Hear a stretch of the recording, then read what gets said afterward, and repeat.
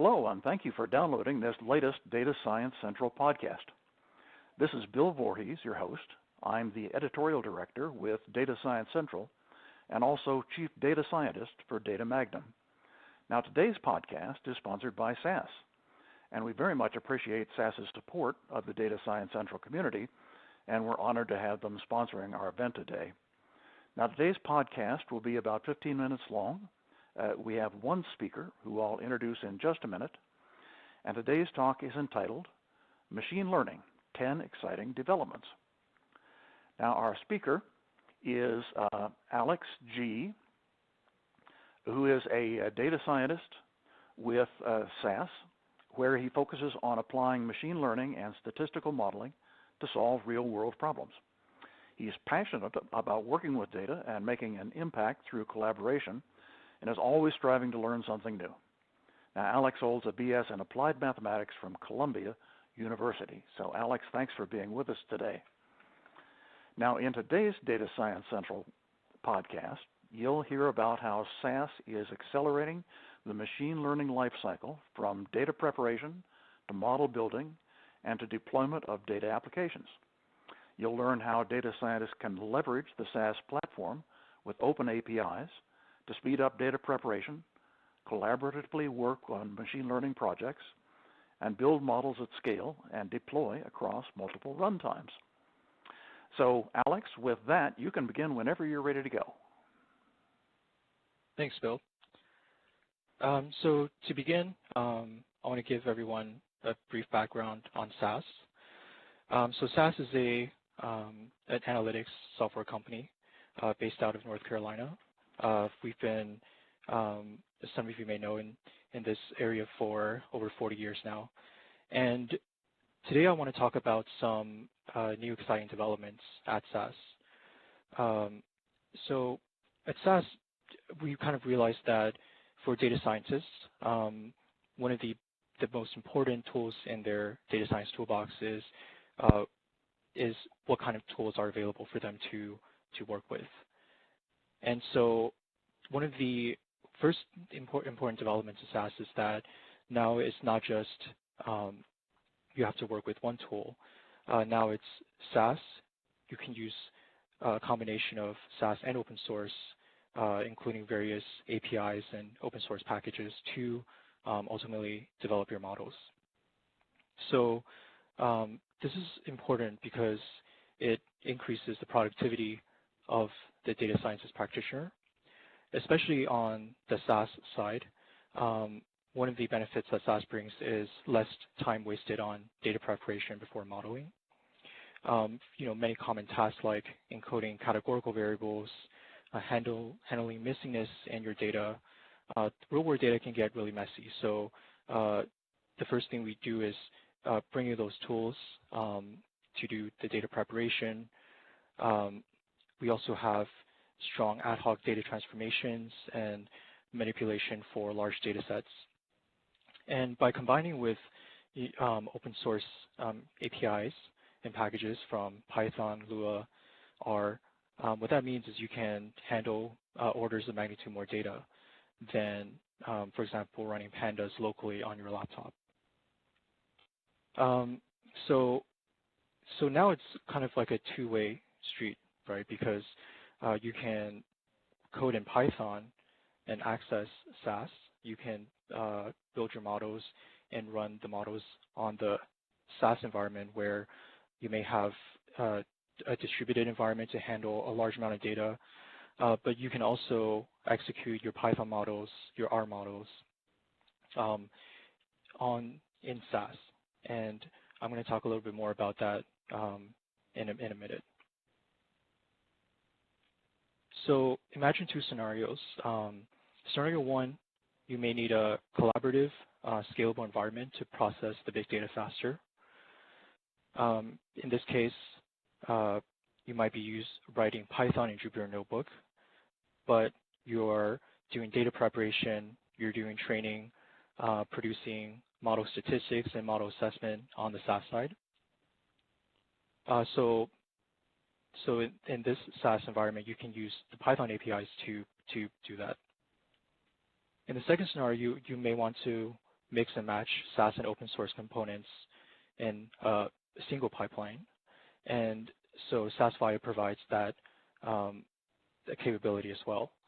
You could be, on the data side of the pipeline, you could be doing some preparation, data cleansing, and then you might be training several models, and then also training an open source model, and then performing model assessment across mixing and matching those different ways of building the model. So on this screenshot, what you're seeing is using Python to access the SaaS environment.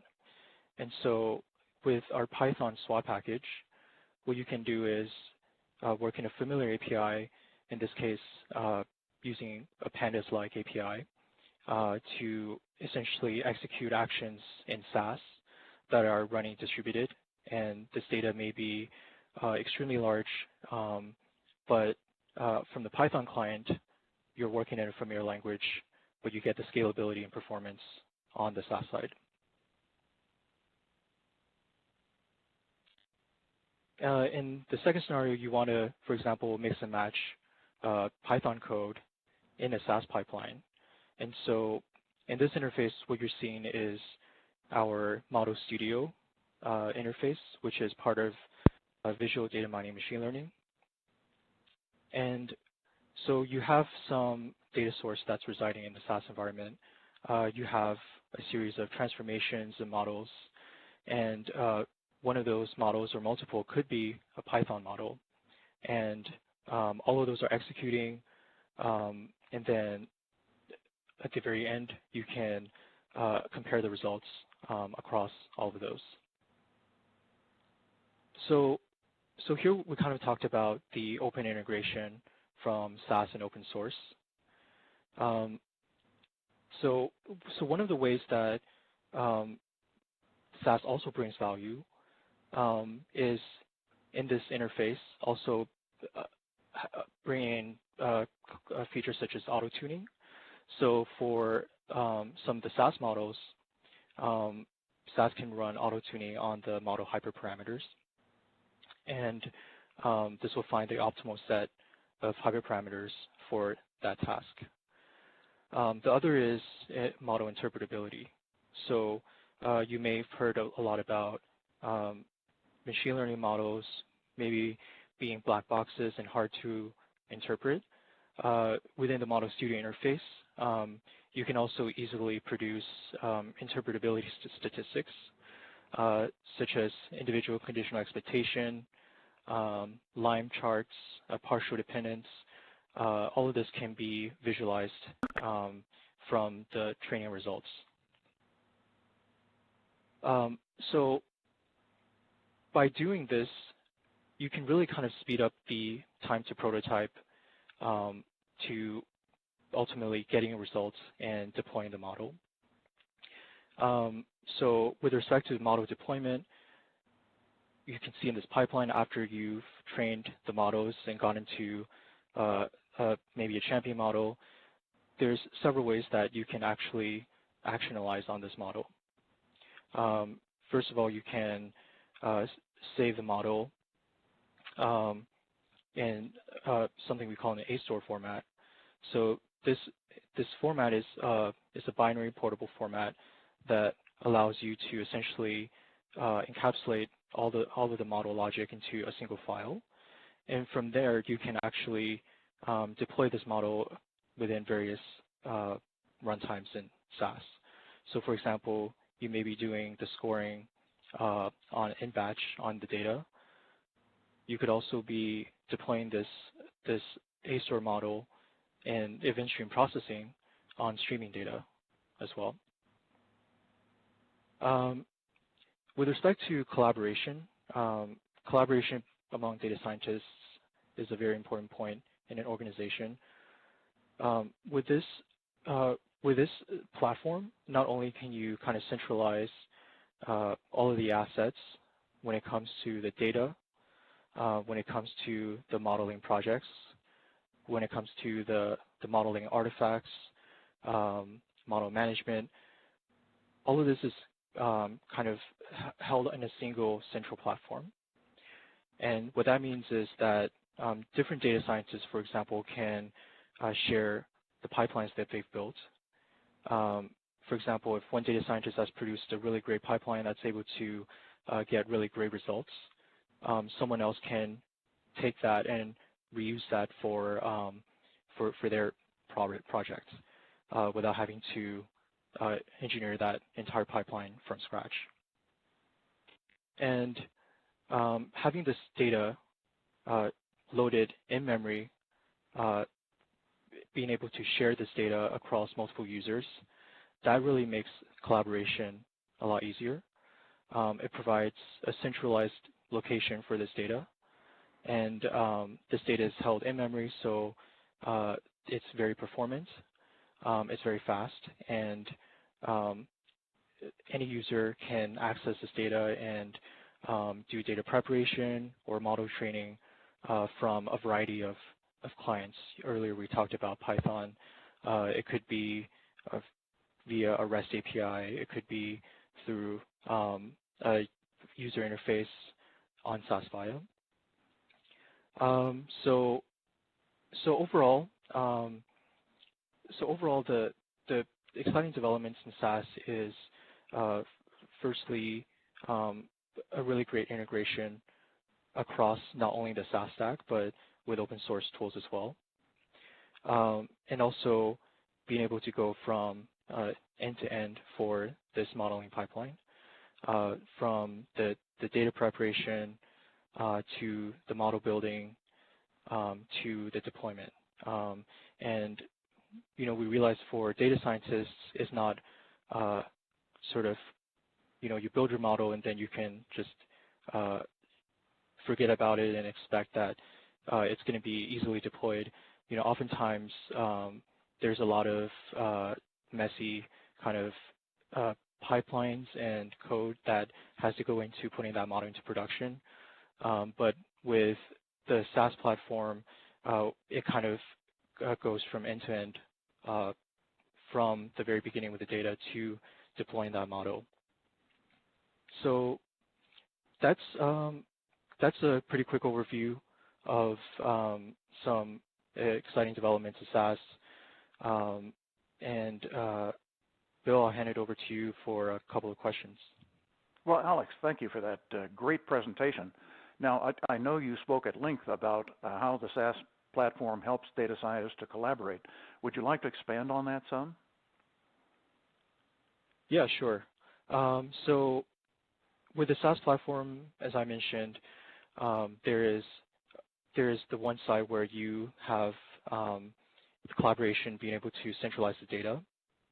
So in SaaS Viya, you can organize data into different libraries, and some of these libraries you can promote and make them public, which means that they can be centrally accessible from many different users. One of the great things that SaaS Viya makes it easier is connecting to your data sources. Whether this is Hadoop data source, whether this is a SQL database, SaaS Viya can easily connect to those. And so the result of that is the users aren't having to access data silos that may be in several different places. This data can be centralized in memory for multiple users to access. Oh, well, thanks. That makes perfect sense. And, of course, we all know how tough it is once we've developed our models to get them into deployment. You talked a little bit about that. Would you tell us a little bit more about how the SaaS platform helps in deploying models? Sure. So when it comes to the SaaS platform, there are several ways of deploying. Traditionally we have deploying models in database, where one of the things we can do is you can develop a model in SaaS and then push that down to processing in the database. Another way of deploying models is now through APIs. So we have REST APIs into our analytics engine, So you could call through an API, make an API call to score some data and get a result. There are APIs to help you schedule certain scoring jobs, jobs execution, and then also there is deployment in real time. So for the use cases where you have streaming data, SAS can deploy a model into SAS event stream processing where the inference is happening in real time. And for that streaming engine, it could be hooked into a variety of publishers for the data. There's multiple clients that can subscribe to the results of the scoring. So it's really quite an open product. Well, Alex, thanks. That was a very interesting conversation.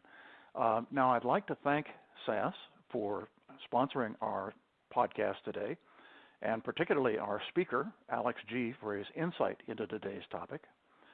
This is Bill Vorhies. I'm very pleased to have been your host for today's event. I look forward to seeing you all again at DSC's next podcast. Have a great day.